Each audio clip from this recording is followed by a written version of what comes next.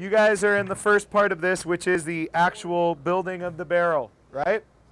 We're gonna build onto this, all right? We're gonna take this barrel and we're gonna add a couple of things to it to kind of make the water quality a little higher when we collect it, okay?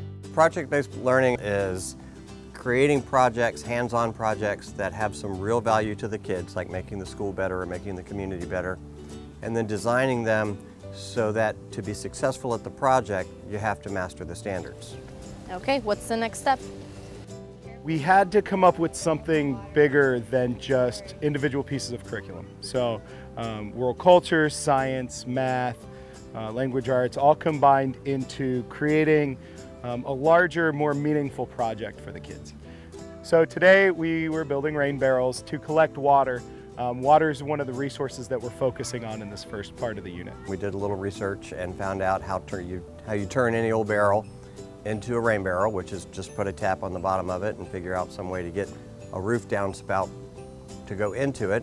We're making rain barrels partly because rain barrels help conserve water, but rain barrels also decrease erosion from stormwater runoff, which is a big problem on this campus. And we're trying to position the sixth graders to be the experts on why certain places on campus ought to have rain barrels. What do we really get at in sixth grade? And we talked a lot about the transition into sixth grade and how they're creating new cohorts. And so we had this idea of, well, let's make ourselves our own civilization. Let's make ourselves our own community. And how does that work? And it led us into questions like, you know, how do communities form? What do communities need to thrive? How did civilizations begin in general? And so we've meshed together a lot of our curriculum to meet those needs and to answer those questions. And more importantly, to have the kids ask those questions and for us to come up with answers as we learn through these processes. So as a social studies teacher, we've spent some time talking about tools, how people create tools. The tools that we're creating today are rain barrels for gathering water.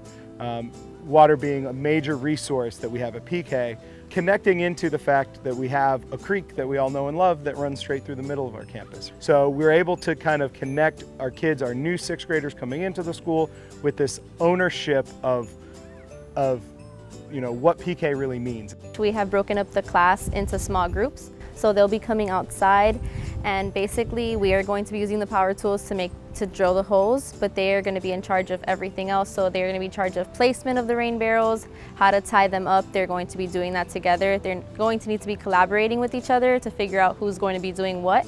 And then they are going to be placing the rain barrels in their assigned location, and they are going to be attaching a hose that goes from the roof to the rain barrel. We're getting ready to take kind of a second step into math and science, particularly in looking at measurements, how to monitor how much water we're collecting. So the math and science piece is kind of the next piece once we start collecting the water. They are coming out in groups of 2, and they are going to be taking, because our rain barrels are full now of water, so they're going to be taking water from one rain barrel, filling up a 1-gallon jug, and then dumping it into an empty rain barrel, and they're marking every line for every gallon that they have added. Every time they mark a gallon on the actual rain barrel, they're putting a dowel stick next to it and making a mark on that one as well. So the purpose of that is for us to take it to any rain barrel and be able to know what the gallon mark is. I'm trying to set up the work they do outside kind of like a big math problem. So there's very specific directions, and that's the reading part of it, so it's got to be a reading task. The checklist is just used for them to be able to know what they're doing next, so they are independently reading the checklist and figuring out what needs to be done.